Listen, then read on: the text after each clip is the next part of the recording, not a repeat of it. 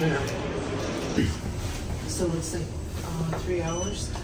Yeah, it should be another 3 hours. Okay. But, you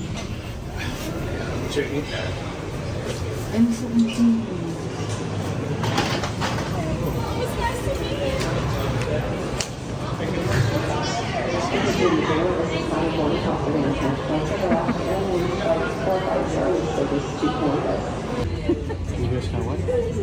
Oh, okay.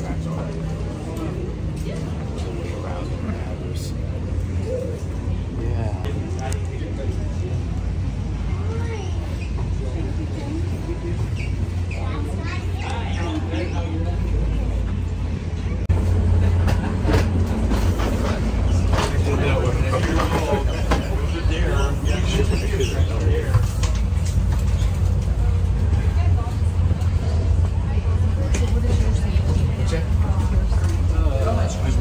Oh, yeah, sorry. Okay. Here we go.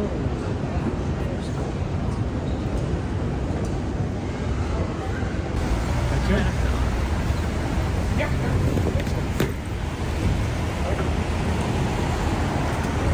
Well, hi.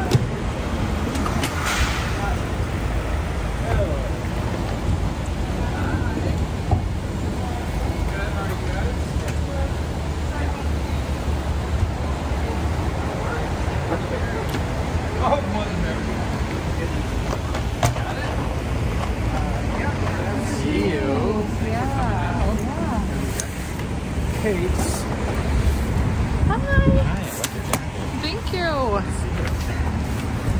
for the YouTube. Hi. Good to see ya. You made it one piece. Huh? Yeah. Oh yeah. Yeah. Stadium and the football stadium all back down to Detroit. And I don't know for sure if they moved the basketball stadium there. It was called the Palace of Auburn Hills, where the Detroit Pistons played, but it actually wasn't in Detroit.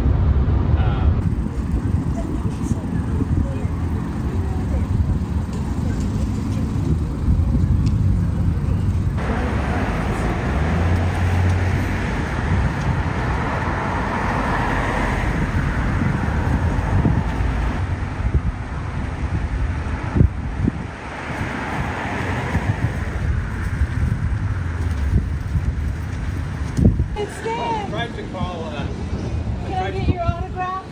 Oh yes.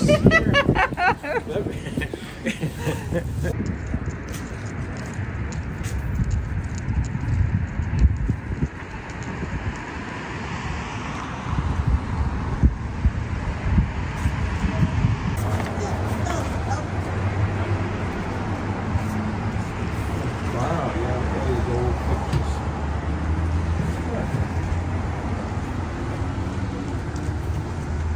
Boy, this would be, I could see somebody just buying this whole set. Yeah. On a history here. Oh shit! Okay, all right. Nice, yeah. All right. Good. You got your name. Hi, how are you? Good. Yeah. I'm glad to know you. Nice to meet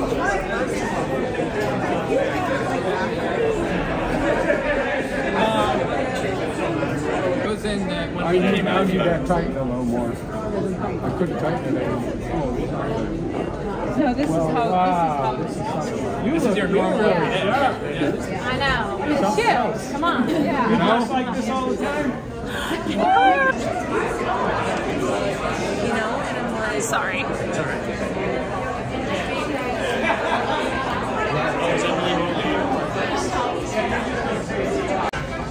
Where's Mom? Is Mom in there?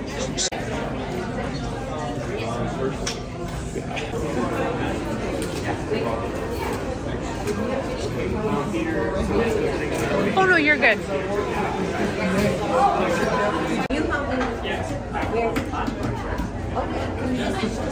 you help me? Where? It's the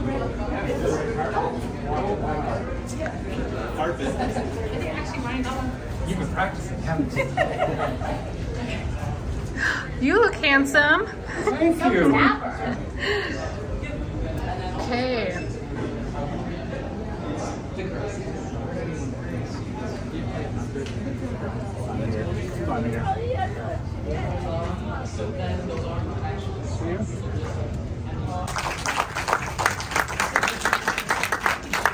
Well, I hope everybody enjoys the film. I hope I enjoy the film. I have probably about half this film I've never even seen, and of the parts that I have seen, I've only seen little clips of it, and it was never in a context of a whole film. So this is going to be very interesting for me. Hopefully I know I'll like it. Thank you. And this is his wife, Kathleen, and his daughter is here also, and the director is here. Where are you, Ryan? Ryan, stand up. There he is. I want to thank all the sponsors. Let's go.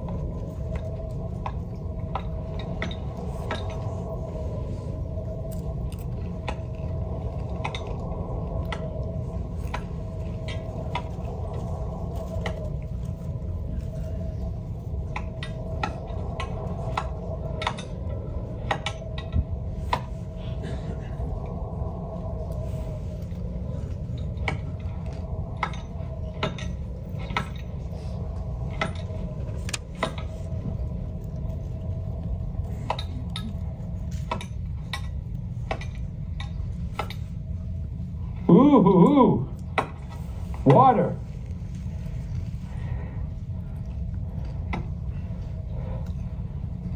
Yeah.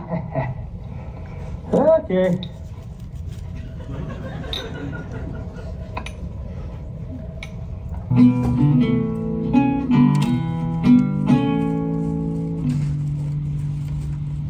That's it.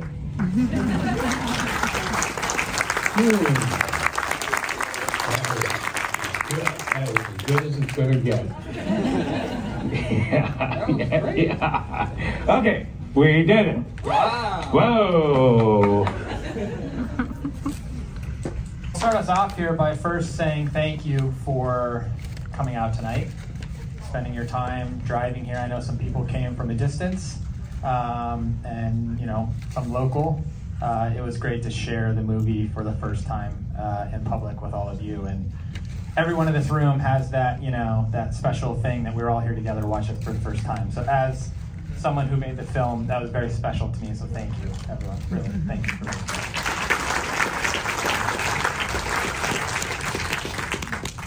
Well,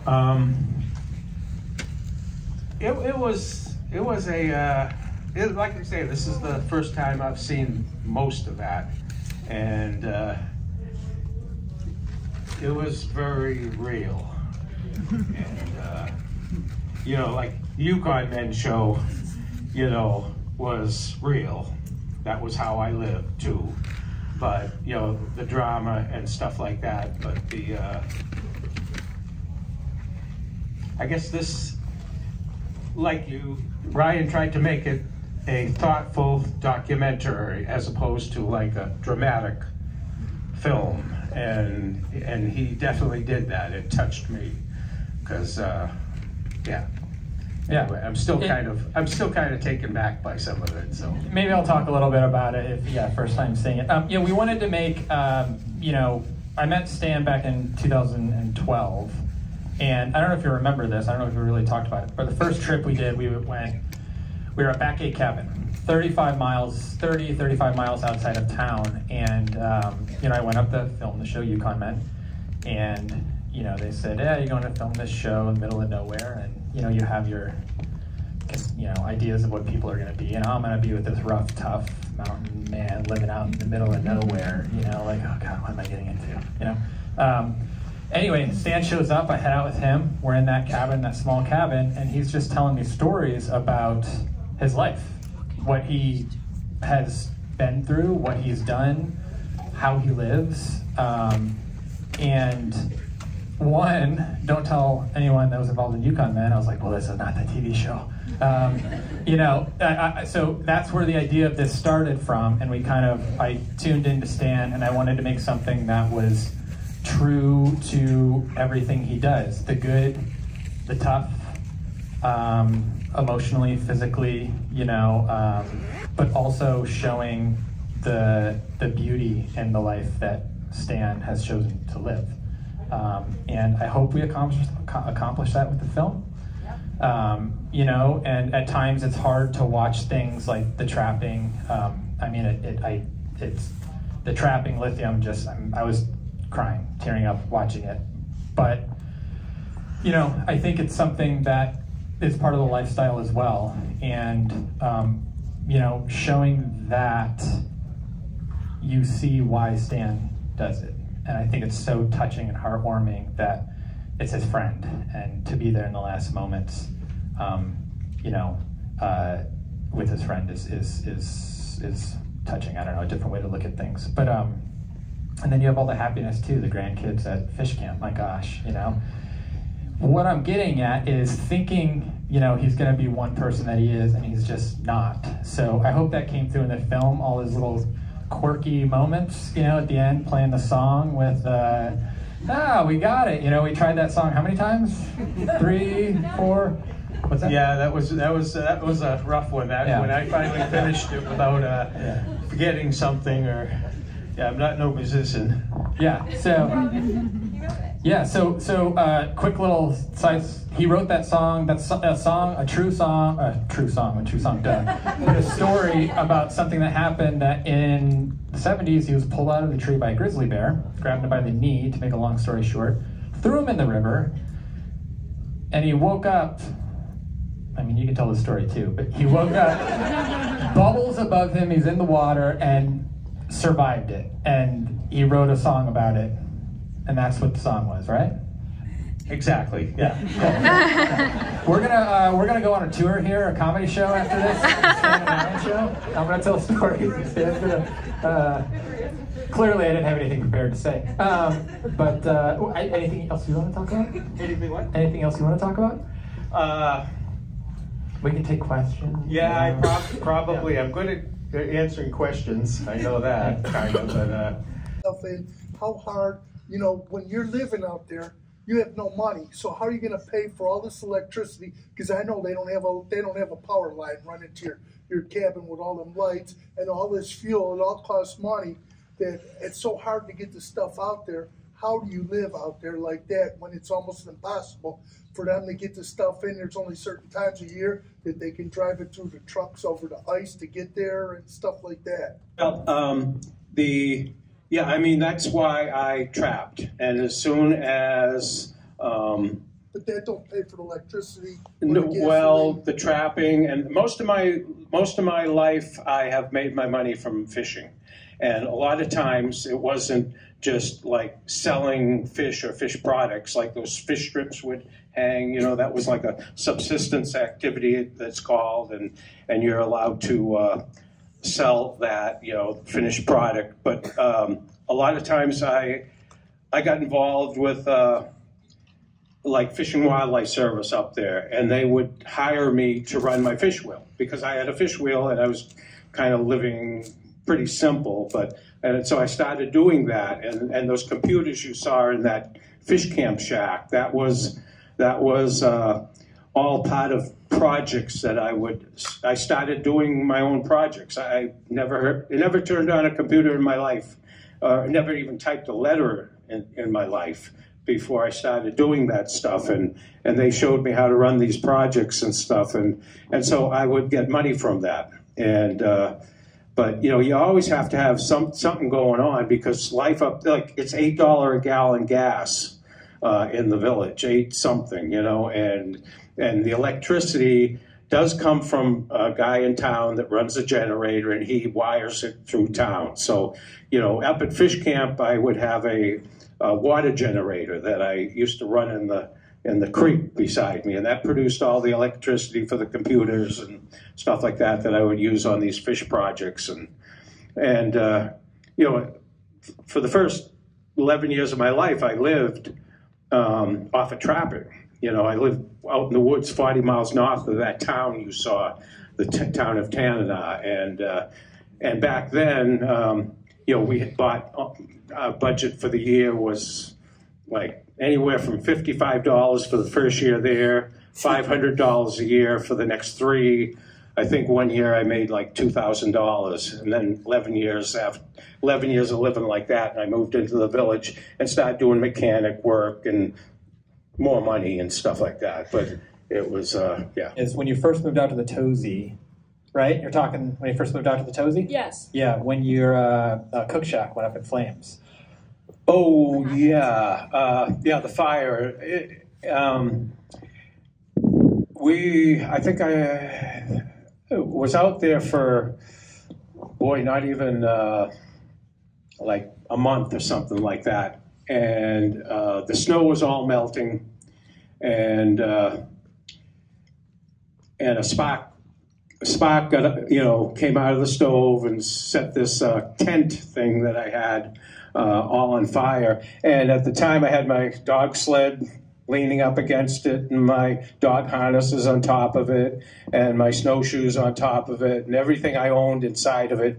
And it burnt up everything. And I was looking at having to maybe, you know, leave there and go out to a town somewhere, Fairbanks or Tanana maybe, and just get all new stuff, you know, like maybe having to leave the Tozy.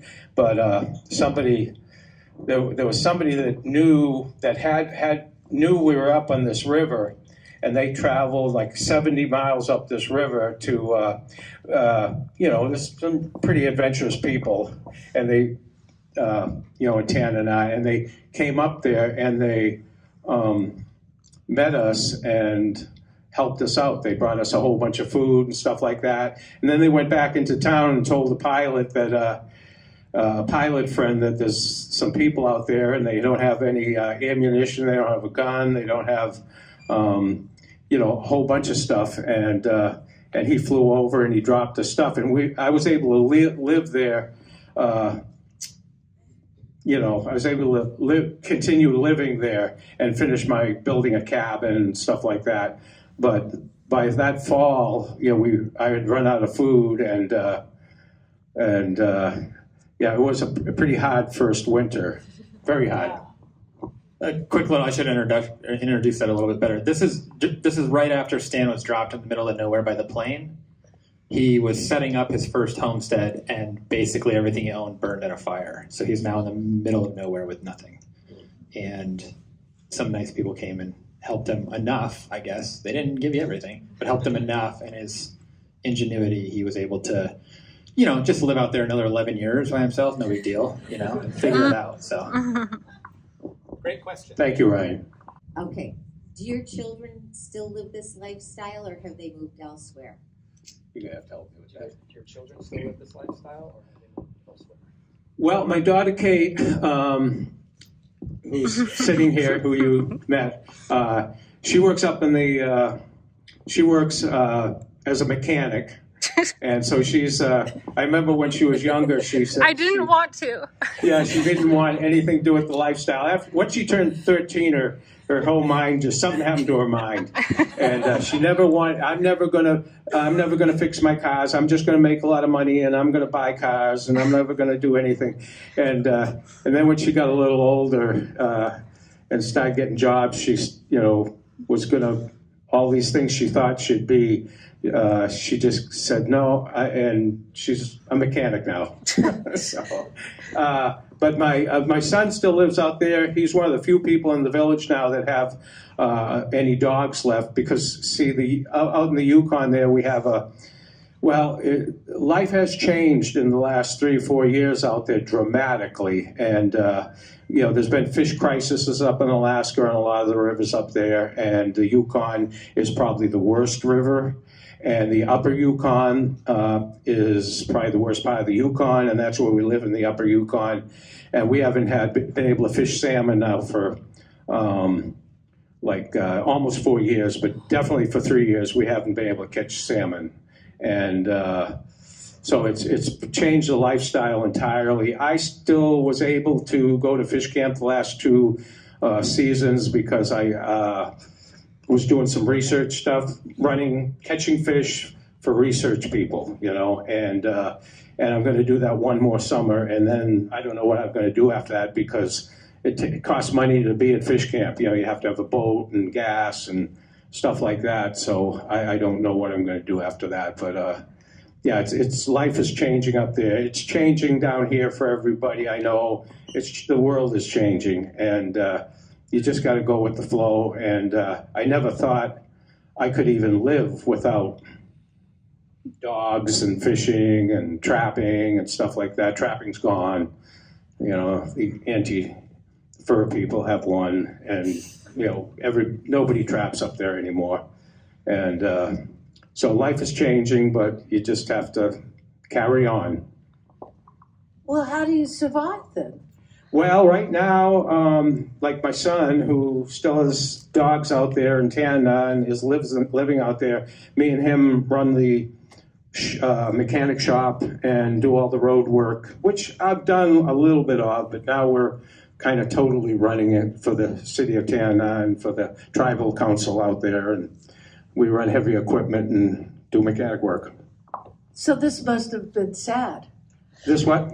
Seeing the film like this and seeing what your life used to be like. Yeah, because just 3 years ago, that was my life. I mean, some of that film stuff was within that time period, and now it's gone, and so it's really, I won't even go into it too much, but it's devastating to, there's a lot of subsistence type living and people that go out and get their own food and trapped and hunted and fished, and now that's all gone. A lot of that is, except for some of the hunting, it's gone, and what it's doing to we're raising a generation of people out there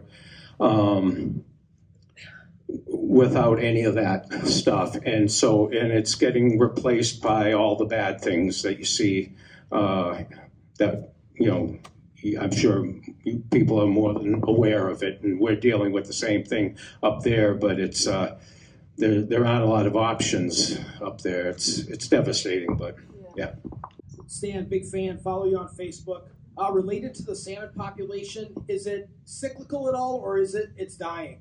Part of it's typical. I've been through a number of these chum salmon crashes over the years. They're wildly up and down in relation to the El Ninos and the warm water that happens when you get an El Nino and stuff like that. And then 4 and 5 years later, it'll be there'll be a crash, you know. But the mainstay of all the life up there in the upper Yukon is with the king salmon. That's what runs the camps. They come early, as opposed to the fall chums, which I was just talking about. You know, they come early when you know, the families can all move to the fish camps and the kids are out of school and stuff like that. And they were just plain overfished.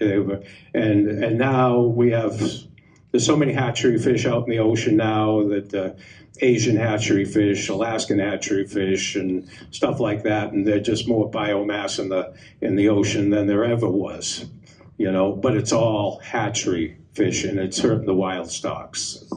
And I've been around fishing I'm on the Board of Fisheries up in Alaska. They just put me on it as the token subsistence person, you know, because there was so much pressure to put somebody on that has lived a subsistence lifestyle. So they put me on it. So I'm very involved in fishery. I think you can. I clearly saw that, but yeah, it's just, life is changing. It's just the whole world. This is for the director. You ran a list of maybe 200 people, Right. financial support, and could you just comment on how that all came about? Yeah, there's actually 300. I think it might be exactly 300.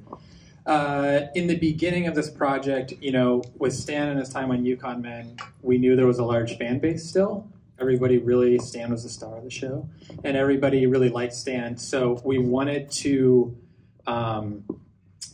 one, raise money to be able to do it, but two, do it in a way that people could be a part of it.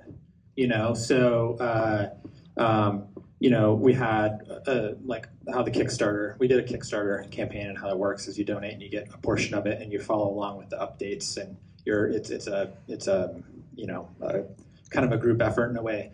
So interactive, yeah. And that's where that long list of people comes from, is everyone listed on that list contributed to the project. Yeah. For Stan, did you ever get any visitors from Boston? Visitors from Boston. Oh, yes. I mean, I have had, I mean, my parents came up. They're both gone now, but they, you know, they were up here. Well, my father came up 3 times. My mother came up twice, and my brother's been up about 3 times. And I have a sister back there who hates bugs, and I keep joking her about coming up and stuff, but I'll never get her up here. But yeah, I've had a lot of, and I've had friends come up from Boston, and I've met a lot of people from Boston. Like me. Did you come from Dorchester? I saw the sign. Yeah, I'm from Dorchester. Yeah. There's a little block in Dorchester. And, what little block? Because I am too. Yeah. Oh no! What little block? She's from Dorchester. Well, do you know Adams Corner? Do you know Galvin Boulevard and Adams Street, where they come together? Yeah. Well, right up the street from there is Franconia Street. Me too. She said me too. Okay. Me too. Nice to meet you. Yeah. Okay. So to Stan's left is Stan's wife, Kathleen. Beautiful. Who was wonderful and a pleasure to have to film with. And then to her left is my wife, Kari Pickering, who was a producer who did a lot with helped a lot with the film as well. Yeah. So when you leave, you'll be handed either a poker chip or one of these things, whatever they are. And we have 4 boxes. We have excellent, good, so-so, and then bad. But we don't do bad. Bad is, you know, very bad. So don't ever put a thing in there. And this is for the Audience Award. And it helps the film enormously. So be good, but excellent. Thank you again, everyone. We'll be outside filming that. More questions or whatever. Thank you also. Very. No, it should be fine. I mean, like, basically just so well, Ryan, everything. Well, I grabbed a board. Thanks for making the trip. This is just going to be. Okay. What did you think of the film? I thought it was amazing. I can't believe how hard it is after seeing Ice Road Truckers and all them shows, and how hard it is to get this stuff up and how dependent the people are. And like you said, the gas is $8 a gallon. That I just can't see how that you could even live out there or afford it. That you're what, on a barter economy, or they sell the fish and products that you get enough to sell? Or now let me ask, does all these people mining for gold and dumping all that crap in the river, does that hurt you guys? I was just totally surprised after seeing how hard it is and seeing them just like living out there like it's nothing. It's just hard to believe it could be that easy that, it's not like you can just jump in your car and go to the grocery store and get what you want or make enough that you don't have to worry about feeding all this stuff and the rest of that. Thank you. What did you think of the film? I really enjoyed it. I hadn't ever seen any of the Yukon Men, but I've, often dreamt of doing something like that and being self-sufficient. And I don't have all the skills, and just, thinking of somebody coming from Boston and then moving up there and then finding it within themselves to, even through disaster to stay up there, just says a lot. And then to have those experiences and then be able to share those with his children like yourself, and for you guys to be out there trapping with them, and days out on the trail, it's amazing to me, I think of like when our children were growing up, and I'm not sure my wife would have let me take any of the kids out for a week, but it was growth experience, and I think you as well as your siblings are who you are because of the parents you've had, and that's certainly something to be grateful for that other people don't have. It was almost like I was there again. Y'all still have Grizzly? Yeah. Y'all still got Grizzly? What? Well, no, we don't. We don't have any dogs. It was.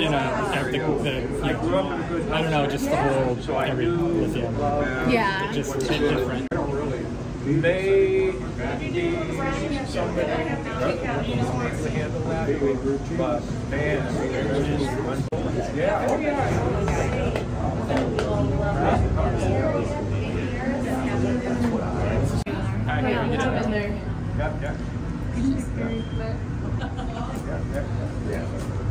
The big flash sounds. The awesome producers. Paparazzi. Beautiful. Yay. Good. I'll look at you. My name is Mitch. I was one of the crew on Yukon Men from season 1 through 4. So I've known Stan and Ryan going back a ways now, and absolutely love the film. It's been almost 8 years since I've been back to Tanana and seen Stan, and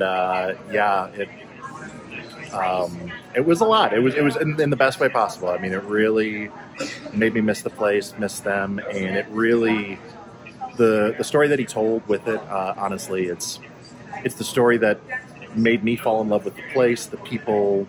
I thought Ryan did just an incredible job with it, and it really, really made me miss my my brief other home away from home and my friends and all that. And it's lovely. It really, really is lovely. I think that everyone involved they killed it. Yeah, it was great. Yeah, of course. Thank you, Ryan. Thank you again. Thank you for coming. It's a pleasure to meet you. Thank you. Thank you. Thank you. I have a poster. I'm Ryan Walsh. I'm the director of the Stan Project. With Stan, I made the film. Good. I think that's good. Okay. How do you feel about how the night went? How the film festival went? As good as it could be. My big thing was obviously having everybody see it, but mostly, Stan's family see the film, and hoping that they would like it, which they all did. So that is all that I really cared about. Very good. Okay. It looks close, but it's not.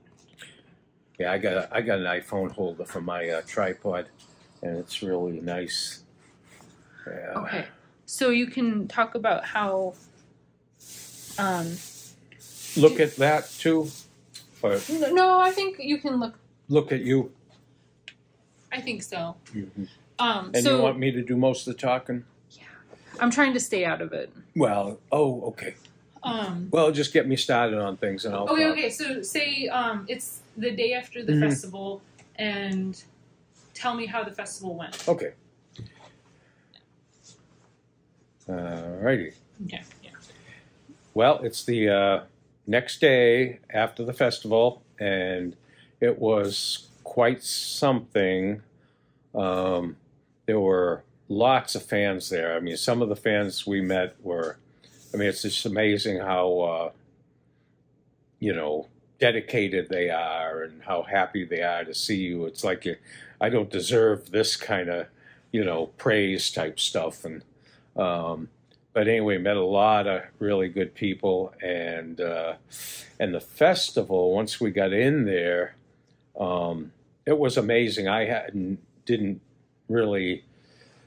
never seen, most of the film, and I had definitely just seen clips and stuff like that and parts of it, and they weren't, of course, finished as well, and they weren't in context, and so you don't really get a feel for things, So it was kind of like I was seeing it for the first time, and it was incredibly powerful. I think it was really powerful for, it was built up to be a thoughtful documentary, and it definitely was a thoughtful documentary. It was, a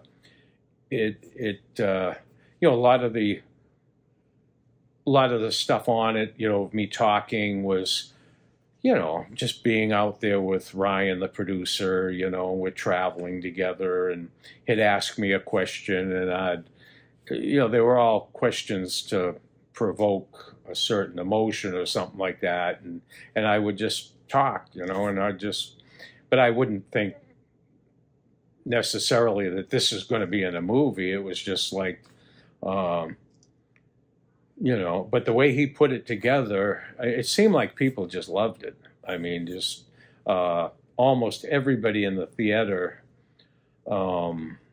stayed for the question and answering afterwards, and there were a lot of good questions and about living in Alaska and stuff like that, and I heard that it was the person that was running the film festival said that like when you leave, you're given these little cards, and you're supposed to put it in like a sort of okay box, or a okay, or a good, or an excellent. You had these different bins that you throw it in, and they're all marked, and that way the audience gets to review your what they thought of the film. And I was told this morning that they were all excellent. They were, so that's encouraging, because the film was even, like I said, it was the first time I saw a lot of it, and it was there were a lot of real hard things to watch for a lot of people. I don't think it's the kind of film you should necessarily bring little kids to, unless they're, if they're grown up in a rural area where, a lot of people still in rural areas trap and all that sort of stuff, and hunt and all that. I think it would be fine for, a little, a younger kid. But, I think you should watch that a little bit. But other than that, I mean, it's the way he portrayed it, and brought you out of some of those hard to watch scenes, the trapping scenes and the dog scenes and stuff, of the reality, the brutal reality of living that kind of, killing fish and stuff like that. And the way he brought you out of it was really amazing. He did an amazing job on the documentary. I think I said right after, it was I could imagine it being hard to watch for a lot of people, but I wouldn't change a single bit of it. I think it's a story that needs to be told, and and just like to thank everybody for coming to the festival. Some people came from all over. One couple even came from Indiana, drove all the way from Indiana just to see the film, and yeah, a lot of people came from Detroit, and 2-hour drive, and yeah, it was just the fan thing is just above and beyond comprehension. You know how people view, yeah, us, you know, and me, and yeah, it's like I say, it's beyond warranted. Yeah, I mean, to me, we have the best fans in the world, and you know, it's I think often, you know, it's really more than I deserve. You know, it's like, because I'm just a regular guy, really. That's what I think of myself as. You know, I'm certainly not perfect and anything like that. Just like to finish it off by thanking, you know, Susan, who ran the festival and helped coordinate this whole thing and was so nice and helpful to us, and my buddy Mitch from the Yukon Men. He was one of the camera guys and that lived out in the village of Tanna with us, and he came with his girlfriend, and you know, very instrumental in getting us to this point, and all the other Yukon Men, you know, camera guys, and my buddy Al from who ran the Yukon Men show, and yeah, and you know, of course, most of all, you know, I'd like to thank Ryan and Kari, for the producers of the show, to just for, I mean, 2 years, more than 2 years of incredibly hard work, giving up so much of their life, you know, and resources and money and everything to make this thing. And it was a work of love, like he said, you know, it was just, and they both worked on it, and it was really nice to, yeah, be around everybody like one big family here at the showing last night. I'd just like to thank everybody. I'd like to thank Jesse and Stephanie Derrickson from Detroit. They're part of our family, and they, like I say, they drove all the way down, and it was just really something to see them, and of course I can't forget my lovely wife who came here with me, and yep, helped me get through all this, and